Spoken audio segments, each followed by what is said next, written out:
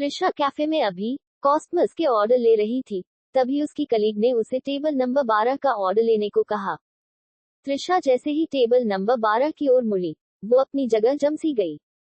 Table number 12 पर बैठा Vedansh devil smile करता हुआ उसे ही देख रहा था। उसके होठों की टेढ़ी स्माइल देख त्रिशा ने होठ भींच लिए। त्रिशा वेदांश के पास न जाकर अपने दूसरे कलीग के पास चली गई और उसे अंश का ऑर्डर लेने को कहा। वो लड़का जब अंश के पास आया तो अंश ने उसे साफ साफ ऑर्डर देने से मना कर दिया। वो लड़का वापस लौटकर त्रिशा के पास आया। यार त्रिशा, वो तो तुझे हाई ऑर्डर देगा ऐसा बोल रहा है, जाना चले जा। उस लड़के की बात सुन त्रिशा को अंश पर इतना ज्यादा गुस्सा आ रहा था कि उसका बस चलता तो वो अंश का सिर फोड़ देती। उसने एक नजर अंश की ओर देखा, जो अभी भी उसी को देख टेढ़ा मुस्कुरा रहा था। औक, त्रिशा ने गहरी सांस लेकर कहा और अंश के टेबल की ओर बढ़ गई। ऑर्डर प्लीज, त्रिशा ने नोट की ओर नजर जमाए कहा। क्या आप मेरे तरफ देखकर ऑर्डर लेंगी? अंश की बात सुनकर त्रिशा ने उसे घूरकर ऐसे देखा जैसे वो उसे कच्चा चबा लेगी। वो जानती थी कि अंश ये सब जानबूझकर उसे परेशान करने के लिए कर रहा है। बोलिए, त्रिशा ने उसकी ओर देखकर दांत किटकिटाते हुए कहा। उसकी झुंझलाहट देखकर अंश को अलग ही सुकून मिल रहा था। अब हुई ना बात, ऐसे ऑर्डर लिया जाता है मिस त्रिशा के बैच को देखकर त्रिशा सार्कास्टिकली कहा, फिर अपनी बात आगे कंटिन्यू करते हुए कहा, 1 cappuccino, chicken burger and French fries. Trisha उसका ऑर्डर लिखकर तुरंत वहां से चली गई। कुछ ही मिनटों में अंश का ऑर्डर आ गया, लेकिन एक बार फिर अंश ने दूसरे वेटर से ऑर्डर लेने से साफ इनकार कर दिया, तो फिर से त्रिशा को उसका ऑर्डर लेकर आना पड़ा। त्रिशा ने उस ट्रे को अंश की टेबल पर लाकर लगभग पटक ही दिया। अरे प्यार से मिस, माना कि मुझे देखकर अक्सर लड़कियों का बैलेंस बिगड़ जाता है, लेकिन आप अभी ड्यूटी आवर में हैं, इसका ख्याल रखिए, अंश ने त्रिशा को चिढ़ाने वाले अंदाज में कहा। ठूस ठूस कर खाओ और यहाँ से दफा हो जाओ, त्रिशा ने दांत पर दांत जमाते हुए कहा और पैर पटक कर चार्ज चली गई। उसकी बातें सुन अंश खुद को मुस्कुराने से नहीं रोक सका। अंश अभी अपने स्नैक्स एंजॉय कर ही रहा था कि तभी उसका ध्यान अपने बगल वाली चेयर पर बैठे 4 लड़कों पर गया। वो लड़के त्रिशा की बैग देखकर उस पर बहुत घटिया कमेंट्स कर रहे थे। यार भले शक्ल कुछ खास नहीं, लेकिन फिगर तो औसम दिख रहा है इसका। हाँ यार, मन कर रहा है एक बार मसलने को मिल जाए। देखने से वजन लग रही है। वैसे भी हमें जो करना है उसमें लुक्स का क्या काम, उसमें तो दूसरी चीज का काम है। ये सारी बातें वो 4 लड़के आपस में हंसकर कर रहे थे। ये सारी बेहुदा बातें सुन अंश का चेहरा काला पड़ गया। अंश ने देखा कि त्रिशा उसी टेबल पर जाकर अब उन लड़कों से ऑर्डर ले रही और वो लड़के ऑर्डर के बहाने उससे डबल मीनिंग बातें कर रहे थे और त्रिशा को बॉडी को अपनी हवस भरी नजरों से देख रहे थे। अंश इतना तो जान गया था कि त्रिशा को उसके पुअर जोक्स बिल्कुल समझ नहीं आ रहे हैं। उसकी इस बेवकूफी को देख अंश का मन त्रिशा को एक थप्पड़ मारने का कर रहा था। अचानक उनमें से एक लड़के ने त्रिशा के हाथ को पकड़ लिया। त्रिशा उस लड़के से अपना हाथ छुड़ाने के लिए स्ट्रगल कर रही थी और वो लड़का उससे गंदी गंदी बातें कर रहा था और उसके बाकी सारे दोस्त त्रिशा को स्ट्रगल करता देख हंस रहे थे।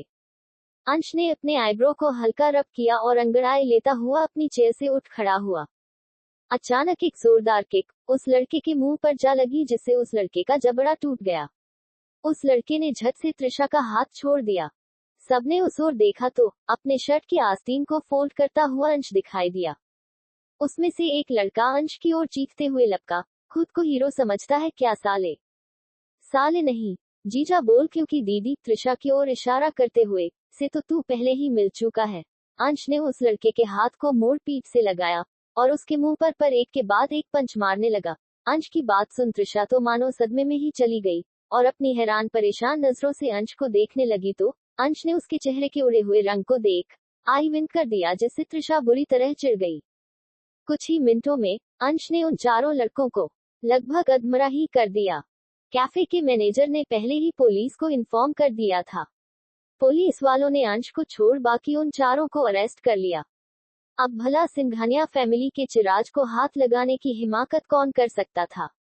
अब तक कैफे के बाकी लोगों को भी पता चल गया था कि अंश और कोई नहीं बल्कि द वेदांत सिंघानिया का बेटा वेदांश सिंघानिया है।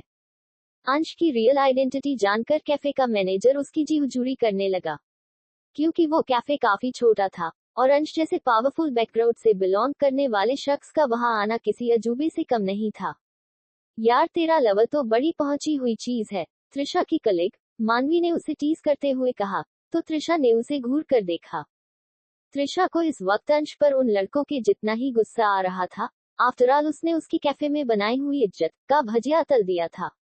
अंश को तो उस कैफे में ऐसा फील हो रहा था मानो वो नया नवेला दामाद हो और पहली बार अपने ससुराल आया हो। उसने एक नजर त्रिशा को देखा, जो गुस्से से उसे ही देख रही थी और आंखों ही आंखों में उसे वहां से दफा होने को बोल रही थी। मगर अंश तो ठहरा अंश, उसे त्रिशा की धमकियों से घंटा फर्क पड़ना था। वो तो और भी ज्यादा फैलकर वहां बैठ गया और साथ ही त्रिशा को एक फ्लाइंग किस भी दे दिया, जिसे वहां मौजूद सारे लोगों ने देख लिया था। त्रिशा के लिए ये सब इतना ज्यादा एम्बेरसिंग हो गया था कि उसका मन वहां गड्ढा खोदकर खुद गड़ जाने का कर रहा था या अपने लाइफ में आए इस बिन बुलाए अंश नामी आप को उसमें धक्का देने का कर रहा था। वहीं दूसरी ओर सारा अपने हॉस्टल रूम में बैठी अपने मोबाइल में अपने पेरेंट्स की तस्वीर देख रही थी। इस वक्त उस कमरे में अंग मौजूद नहीं था। अक्सर अंग रात रात भर वापस नहीं आया करता था, लेकिन मजाल है कभी वार्डन या किसी स्टूडेंट्स ने भी अंग की शिकायत की हो या उसे कुछ बोला हो। आखिर वो future CEO of Singhania industries जो था। सारा के हाथ में जो तस्वीर थी उसमें उसके मॉम डैड उसे गालों में किस कर रहे थे और वो मुस्कुरा रही थी। सारा की आंखों से आंसू निकलकर उसके मोबाइल स्क्रीन पर गिर रहे थे। फ्लैशबैक। यार आज के जमाने में जब सब ऑनलाइन हो जाता है तो पता नहीं ये कॉलेज कौन से बाबा आदम के जमाने में जी रहा है। इन लोगों को अभी भी हमारा प्रैक्टिकल फॉर्म ऑफलाइन चाहिए, सारा ने मुंह बनाते हुए बेला से कहा। तो बेला ने भी एग्री होकर हाँ में अपना सिर हिला दिया। इस वक्त वो दोनों पिछले 1 घंटे से स्टूडेंट्स की एक लंबी सी लाइन में खड़े थे। तुम दोनों चाहो तो मैं हेल्प कर सकता हूँ, पीछे से किसी शख्स की जानी पहचानी आवाज सुन जब उन दोनों ने उस ओर देखा तो वहां युवराज खड़ा था। तुम हमारी मदद कैसे करोगे? बेला ने सवाल किया तो सारा ने भी जवाब के इंतजार में युवराज की ओर देखा। युवराज ने उन दोनों से कुछ कहा नहीं, बस उनके हाथ से उनका फॉर्म लेकर उस लाइन के सबसे शुरुआत में चला गया। करीब 1 मिनट बाद रिसीविंग सारा और बेला के हाथ में था। अरे वाह युवी, तुमने तो हमारी हेल्प कर दी, सारा और बेला ने युवराज को गले लगाते हुए कहा और खुशी से उछलने लगी। वहीं युवराज तो सारा के ऐसे गले लगाने से जम सा गया था। सारा की खुशबू वो अपने कपड़ों पर अभी भी महसूस कर सकता था। उसने एक नजर दोबारा सारा की ओर देखा, जो नी लेंथ ड्रेस में बेहद खूबसूरत दिख रही थी। अगर वो उस पूरे कॉलेज का सबसे हैंडसम लड़का था तो सारा भी सबसे खूबसूरत लड़की होने का हक रखती थी। युवराज ने उन दोनों को साथ में लंच ऑफर किया तो सारा तो मना करने को हुई, लेकिन बेला ने उसे ज्यादा रूड होने से मना किया तो वो भी मान गई। युवराज का मन तो सिर्फ सारा के साथ लंच डेट पर जाने को था, लेकिन वो जानता था कि अगर वो ऐसा करता तो सारा न सिर्फ उसके साथ जाने से इनकार कर देती, साथ ही अपनी फ्रेंडशिप भी तोड़ देती। वो तीनों साथ में उस दिन पहली बार लंच पर गए थे। बातों ही बातों में सारा को पता चला था कि वो कॉलेज युवराज की फैमिली का ही है। सारा को नहीं पता था कि उनकी दोस्ती आगे चलकर उसके जी का जंजाल बनने वाली है। Flashback and. 1 हफ्ते बाद। इस पूरे 1 हफ्ते में ऐसा कोई दिन नहीं था जब अंश त्रिशा के कैफे न गया हो और त्रिशा की कलीग ने उसे अंश के नाम से टीज ना किया हो। जहां उसके कुछ कलीग त्रिशा से खुश भी थे तो वहीं उसके कई कलीग त्रिशा से जेलस भी थी। पता नहीं उस वेदांश सिंघानिया जो इस बदसूरत में ऐसा क्या देख गया जो उसने इसे पसंद किया। एक लड़की ने दूसरी लड़की से कहा, अरे तू जानती नहीं है, ऐसी लड़कियां जब अपने शक्ल सूरत से किसी लड़के को इम्प्रेस नहीं कर पाती तो दूसरी चीजों से उन्हें अपनी ओर अट्रैक्ट करती है, दूसरी लड़की ने पहली से कहा। वो दोनों इसी तरह एक दूसरे से त्रिशा के लुक्स और कैरेक्टर की बुराई कर रही थी। ये बात सच है, जो लोग दूसरों से अपनी बराबरी नहीं कर सकते वही उनकी बुराइयां ज्यादा करते हैं। वो दोनों इस बात से अनजान थी कि उनके जस्ट पीछे खड़ी त्रिशा ने उन दोनों की सारी बातें सुन ली थी, जिसे सुन उसे अपने दिल में दर्द महसूस हुआ। त्रिशा के दिमाग में सिर्फ एक ही बात चल रही थी कि क्या जो लड़कियां सांवली होती है या मोटी होती है या हाइट में छोटी होती है, क्या वो किसी का प्यार डिजर्व नहीं करती? अगर इन खामियों के साथ कोई लड़का उन्हें पसंद करे तो क्या ये कोई बहुत बड़ा क्राइम हो गया? उसे भगवान ने बहुत खूबसूरत बनाया था, इतना कि उस कैफे में भी कोई उसके जितना हसीन नहीं था। वो तो उसकी मजबूरी थी कि उसने अपनी खूबसूरती को इस सांवले मेकअप के पीछे छुपाकर रखा था। लेकिन आज उसने खुद को बहुत लकी समझा, क्योंकि उसके इस नकली मेकअप की वजह से उसे लोगों के असली चेहरे देखने को मिल गए, जिन्हें लोगों की सीरत से ज्यादा उनकी सूरत पसंद हो। मतलब जो खूबसूरत है बस वही किसी का अटेंशन और प्यार डिजर्व करते हैं, और जो खूबसूरत नहीं उन्हें प्यार पाने और खुश रहने का हक नहीं। इस रियलिटी को जान त्रिशा के चेहरे पर तंज भरी स्माइल आ गई। ऐसा नहीं था कि वो अंश से प्यार करती थी। प्यार तो क्या, वो उस नमूने को रत्ती भर भी पसंद नहीं करती थी। लेकिन वो आज उसे इन लड़कियों के सामने ज्यादा ठीक ही लगा। आखिर आज तक उनसे उसके बारे में जो भी उल्टा फुल्टा सोचा था, वो सारी बातें वो त्रिशा के मुंह पर तो कहता था ना, कि उसके पीठ पीछे जस्ट लाइक उसके सो कॉल्ड कलीग्स। लेकिन अब उसने डिसाइड कर लिया था कि वो इस बात की जड़ यानी मिस्टर वेदांश सिंघानिया को वार्न करेगी कि अब अगर उसने उसे फिर से परेशान किया या उसके कैफे आया तो वो उसके डैड से उसकी शिकायत कर देगी। वही दूसरी ओर इटली। अगली सुबह अलार्म की आवाज से जम्हाई लेती हुई बेड से जैसे ही उठी उसकी नजर सामने मिरर पर लगी तस्वीरों पर पड़ी, जिसे देखकर नूर की चीख निकल गई। सामने आईने पर कुछ लड़कों की डेड बॉडी की तस्वीर लगी हुई थी। नूर को इन लड़कों को पहचानने में 1 मिनट भी नहीं लगे कि ये लड़के कौन हैं। लास्ट नाइट नूर अपने कुछ न्यू फ्रेंड्स के साथ क्लब गई हुई थी, जहां इन लड़कों ने उससे बदतमीजी करने की कोशिश की थी। ये लड़के डांस के बहाने उसे गलत तरीके से छू रहे थे। नूर और उसके फ्रेंड्स ने क्लब के बाउंसर्स से इन लड़कों की शिकायत कर इन्हें क्लब से बाहर निकलवा दिया था। और अब इन लड़कों की ऐसी हालत देखकर नूर के दिमाग में कुछ क्लिक हुआ। मास्कमैन, नूर ने खोए हुए अंदाज में कहा।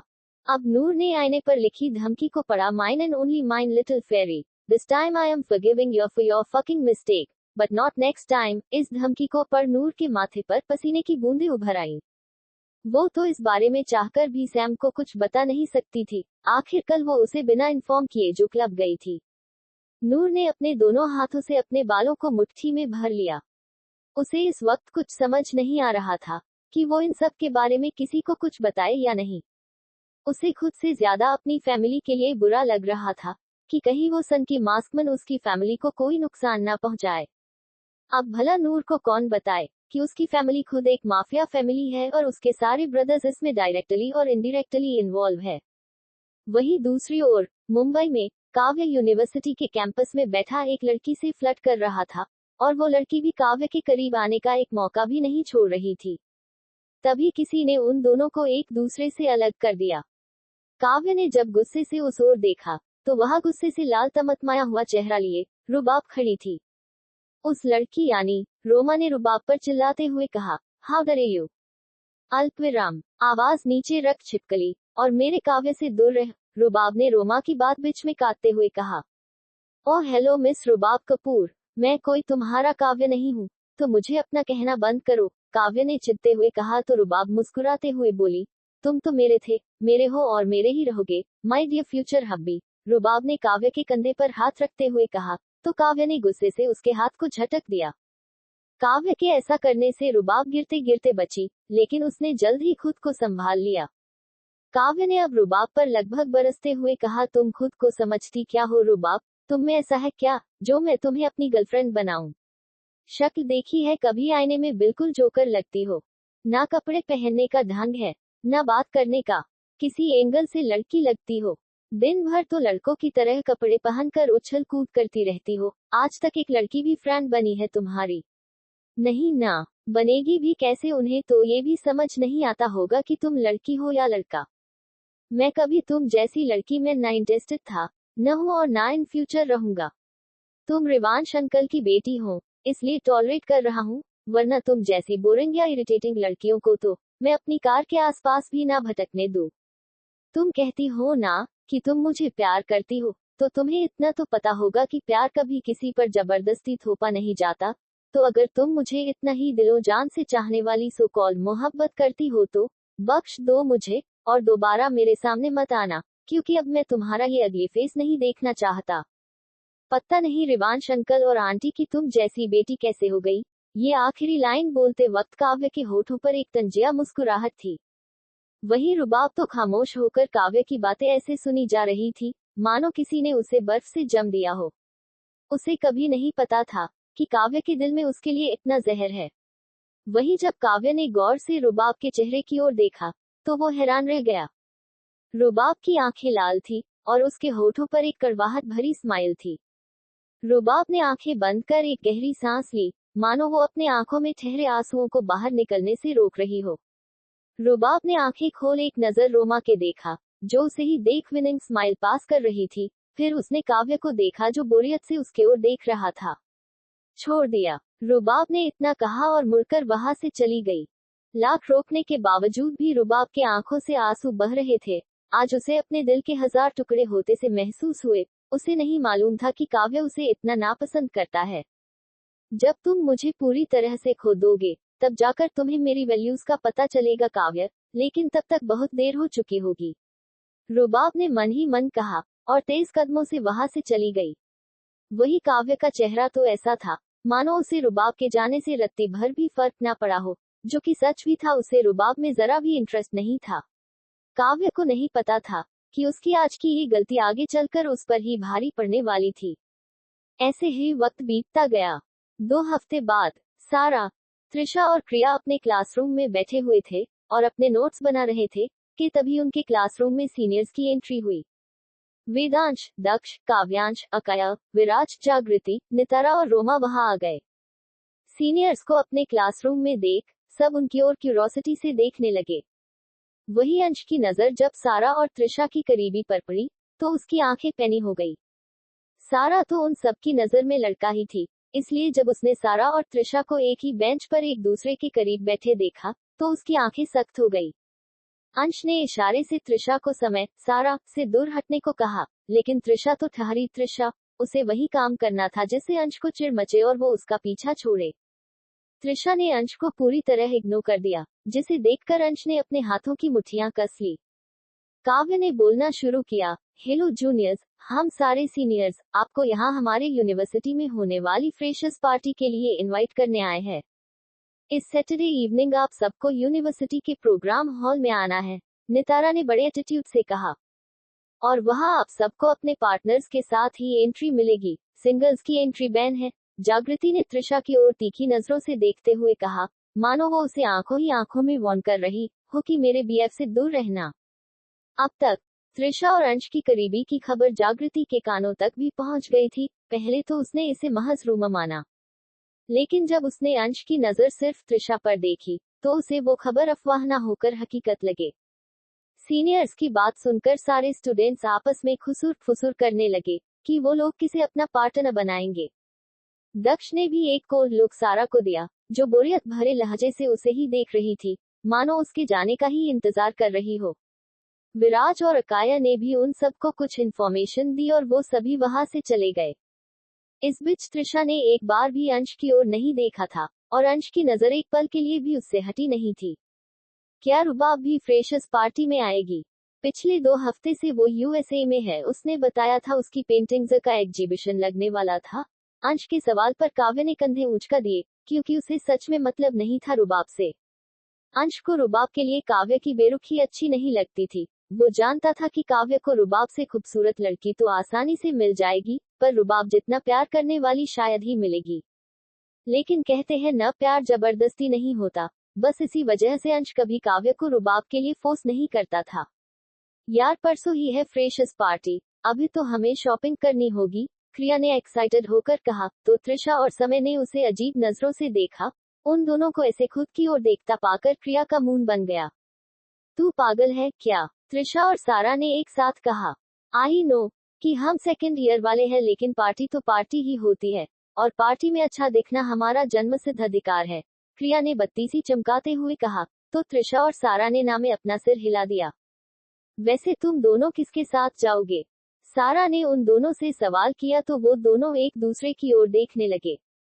इससे पहले कि वो दोनों कुछ बोलते, वहां विराज आया और उसने क्रिया से कहा, हे क्रिया, क्या तुम फ्रेशर्स पार्टी में मेरी पार्टनर बनोगी? विराज का ये प्रपोजल क्रिया के लिए अनबिलीवेबल था। किसी को नहीं पता था कि विराज और क्रिया दिल ही दिल में एक दूसरे को पसंद करते थे, लेकिन उन दोनों में से कभी किसी ने आज तक अपने दिल की बात एक दूसरे से नहीं कही थी। Just like silent love. यह शो, क्रिया ने अपने चेहरे की खुशी छुपाते हुए कहा। लेकिन सारा और त्रिशा की आंखों से उन दोनों की आंखों ही आंखों में होने वाली गुस्ताखियां नहीं छुपी थी। ये तो बढ़िया हो गया क्रिया, तुम अकी की पार्टनर बन जाओ और मैं त्रिशा का पार्टनर बन जाता हूँ, अगर त्रिशा चाहे तो, सारा ने त्रिशा की ओर देखते हुए सवाल किया। आई डोंट माइंड, त्रिशा ने भी हामी भर दी। वो चाहती थी कि किसी भी तरह अंश उससे दूर हो, क्योंकि डे वन से ही समय ने त्रिशा को अपनी बहन जैसा माना था, और वो बोलता भी था कि त्रिशा उसकी बहन है। इसलिए उसे समय के साथ जाने में कोई प्रॉब्लम नहीं थी, और अंश को अभी तक उसके और समय के इस भाई बहन वाले कॉन्सेप्ट के बारे में नहीं पता था, इसलिए वो समय के थ्रू अंश को ये दिखाना चाहती है कि वो समय में इंटरेस्टेड है, ना कि उसमें। अब ये तो पार्टी में ही पता चलने वाला था कि उसका प्लान सक्सेसफुली वर्क करता है या उसका प्लान उस पर ही भारी पड़ता है। इटली में सैम तेजी से अपनी स्पोर्ट कार ड्राइव कर रहा था, और उसके बगल की पैसेंजर सीट में बैठी नूर मुंह फुलाए बैठी थी। वो दोनों इस वक्त अपने म्यूचुअल फ्रेंड के बर्थडे पार्टी से लौट रहे थे। नूर ने पार्टी में ड्रिंक करने की कोशिश की और सैम ने उसे सरासर मना कर दिया। वो सब तो ठीक भी था, लेकिन सैम ने नूर को डांस भी नहीं करने दिया, जिस वजह से वो अपने मुंह को गुब्बारे की तरह फुलाए से बैठी थी, जैसे अभी रो ही देगी। स्टॉप द कार, नूर ने गुस्से से कहा, लेकिन सैम के एक्सप्रेशंस ऐसे थे मानो उसने कुछ सुना ही ना हो। I said, stop the car Sam. इस बार नूर ने तेज आवाज में कहा, लेकिन सैम के एक्सप्रेशन सेम ही थे। नूर को अब उस पर बहुत ज्यादा गुस्सा आ रहा था। इस बार नूर ने सैम की स्टीयरिंग पकड़ उसे हिलाते हुए जोर से चीखी, स्टॉप द कार सैम। उसकी इस हरकत पर स्टीयरिंग हिल गई, जिससे उनकी कार सामने एक एडवर्टाइजमेंट पिलर से टकराते टकराते बची। What the fuck you did Dumbo. Sam अपनी कार झटके से रोकते हुए गुर्राया और नूर की ओर देखा, जो गुस्से से अपनी लाल हो चुकी नाक को फुलाए उसे ही देख रही थी। तुमने अगर दोबारा ऐसी हरकतें की ना तो सच में तुम्हारा बोरिया बिस्तर बांध कर सीधा इंडिया फेंक दूंगा, यू सिलीगल। फेंकोगे तो तब ना, जब मैं तुम्हारे साथ इस कार में बैठूंगी। तुम और तुम्हारी ये सो कॉल्ड कार तुम्हें ही मुबारक। निद्विका सहगल नाम है मेरा। इतना तो दम रखती हूँ कि यहाँ से विला जाने के लिए तुम्हारी नीड नहीं। नूर ने कार से उतरते हुए कहा, और अपनी हाई हील को टक टक कर उस खाली रोड पर अकेले ही चलने लगी। उसकी इस हरकत पर सैम को बहुत ज्यादा गुस्सा आया, लेकिन किसी तरह उसने अपने गुस्से को कंट्रोल किया और एक लास्ट बार नूर से बोला, अभी भी टाइम है, वापस कार में बैठो, ये रास्ता तुम्हारे लिए सही नहीं है। सैम की आवाज सुनकर भी नूर नहीं रुकी और पैदल ही विला जाने लगी।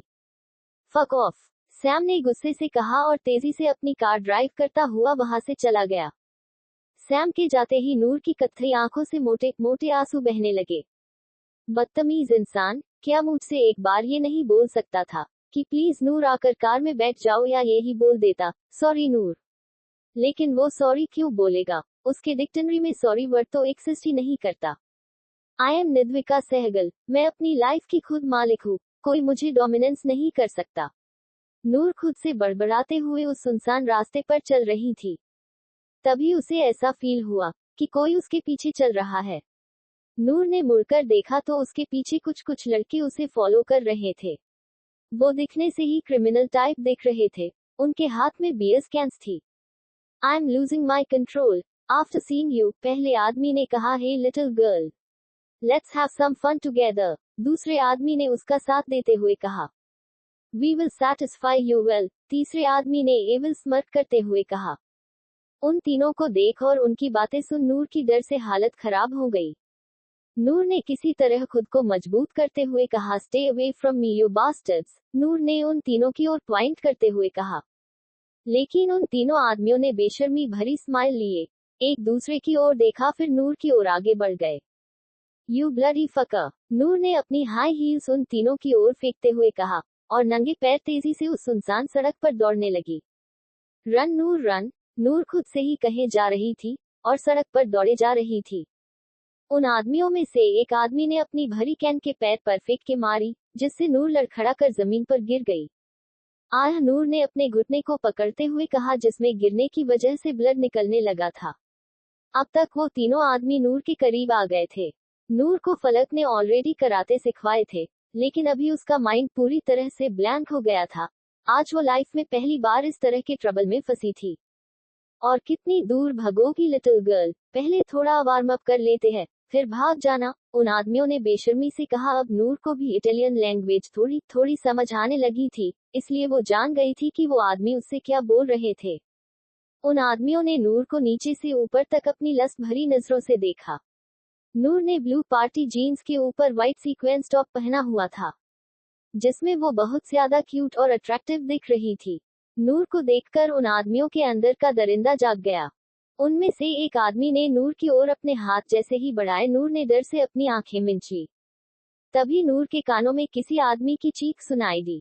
नूर ने झट से अपनी आंखें खोल जैसे ही सामने की ओर देखा, नूर ने अपने आंखों पर अपने छोटे छोटे हाथ रख लिए। नूर जोर जोर से रोने लगी। नूर जितना ज्यादा रो रही थी, उन आदमियों की चीख उतनी ही बढ़ती जा रही थी। नूर की आंखों के सामने अभी भी वो मंजर जा ही नहीं रहा था कि जब उसने अपनी आंखें खोली थी और उसके सामने वो आदमी बिना धड़ के था। कुछ देर बाद नूर को उन आदमियों की चीखें सुनाई देना बंद हो गई। अब उस सन्नाटे को चीरते हुए किसी शख्स के कदमों की आहट सुनाई दे रही थी। नूर को वो कदमों की आवाज खुद के करीब आती हुई सुनाई दे रही थी, जिससे उसकी धड़कनें तेजी से धड़कने लगी। उसे इस वक्त बहुत ज्यादा डर लग रहा था। ओपन योर फ्लिकरिंग पेटल्स फेरी। इस डरावनी आवाज को सुन नूर ने उसी तरह अपने आंखों पर हाथ रखे तेजी से नामे अपना सिर हिला दिया। नूर की इस हरकत पर उसके सामने खड़े शख्स के होठों के कोने कल हो गए। You know, I don't like repeating what I से फेरी। इस बार उस शख्स की आवाज बेहद सर्द थी। नूर उस आवाज में छुपी वार्निंग को भी बखूबी समझती थी। नूर ने अपनी आंखें खोल जैसे ही सामने की ओर देखा, उसकी भीगी पलकों की ढकी कत्थई आंखें सामने खड़े शख्स की गहरी आंखों से जा टकराई। नूर की नजर इस वक्त उस शख्स के ऊपर मानो जम सी गई। उस शख्स की व्हाइट शर्ट ब्लड से पूरी की पूरी रेड हो गई थी। उस शख्स के मास्क और चेहरे पर खून की छींटे थी। उस आदमी के खून से सने हाथ और कपड़े को देख नूर को उस शख्स से अलग ही खौफ आ रहा था। तभी नूर की नजर पीछे पड़े उन तीनों आदमियों पर गई, जिसे देखकर वो डर से कांप गई। उन आदमियों के शरीर के सारे पार्ट्स यहाँ तक कि आंत भी बाहर निकले हुए थे।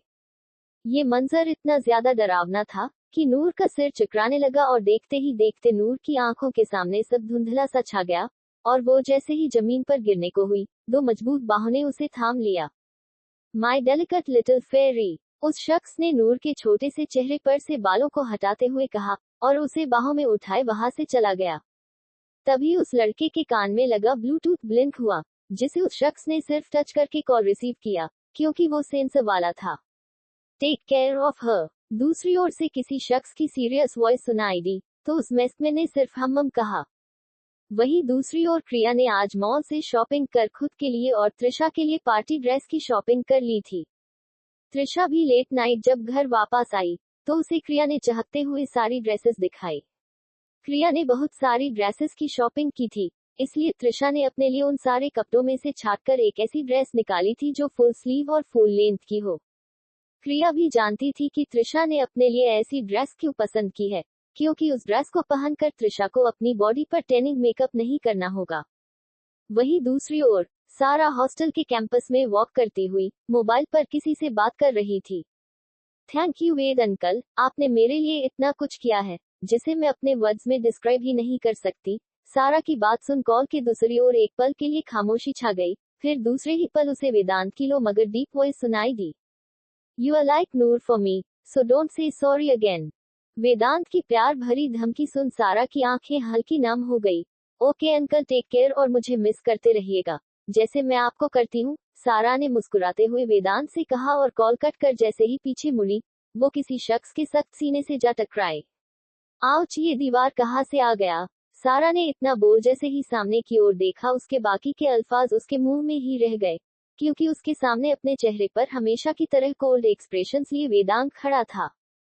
तुम यहाँ, क्या तुम मेरी बातें सुन रहे थे? सारा ने शक भरी नजरों से उसे घूरते हुए सवाल किया। You are not that special to me, कि जिसकी मैं बातें सुनूं, अंग ने आई रोल करते हुए कहा। तो क्या मेरे पीछे खड़े होकर हाइट नाप रहे थे? सारा ने सार्किस्टिकली कहा। तो अंग ने उसे एक कोल्ड लुक दिया जिससे वो सकपका गई और खिसियानी हंसी हंसने लगी। ही, मैं तो बस मजाक कर रहा था। लंबू प्लीज नेवर माइंड, तुम तो मेरे प्यारे वाले गोलू मोलू रूममेट हो ना? सारा ने अंग के टाइट बाइसेप्स को दबाते हुए कहा, तो अंग उसे एक नजर घूरकर वहां से चला गया। हाश बच गई। सच में ये एरोगेंट डेविल, किसी दिन मेरा ये नाजुक सा हॉट फेल करके ही मानेगा हो, सारा ने अपने सीने पर हाथ रखते हुए कहा, और फुदक कर वहां से चली गई। वैसे तुमने अपना पार्टनर किसे बनाया है लंबू? रूम में आती सारा ने क्यूरोसिटी से अंग से सवाल किया, जो अपने लैपटॉप में बैठा कोई काम कर रहा था। I am not answerable. अंग के इस सपाट जवाब को सुन सारा का मुंह बन गया। फिर वो भी चादर तान अपने बेड पर सो गई।